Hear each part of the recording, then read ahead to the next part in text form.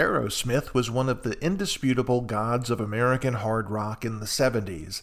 They also came back from the brink of drugs and despair to have a total renaissance in the late 80s.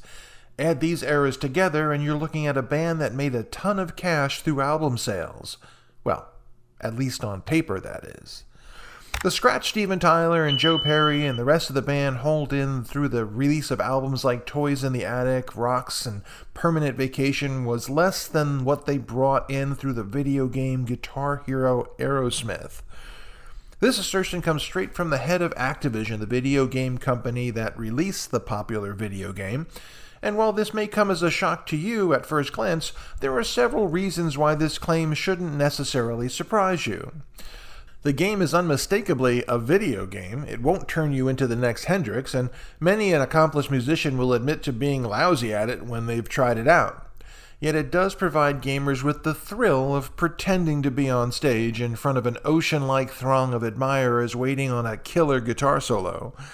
And if you're an Aerosmith fan, why wouldn't you want to make believe you're Joe Perry for a spell? As it turns out, a lot of Aerosmith fans did want that.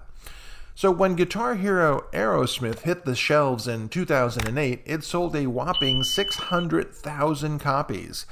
When you factor these units sold at roughly $40 a pop, this means the game extracted roughly $25 million from gamers' wallets. Compare this number to the fact that 257 million albums sold in 2014. This is not just Aerosmith. We're talking albums by every artist that released an album over a career. Aerosmith is but a small slice of this pie. Suddenly, the fact that a video game could be substantially more profitable than record sales doesn't seem so far-fetched. If you look at the recording industry, even during its heyday, album sales weren't the prime mover in the overall economic scheme.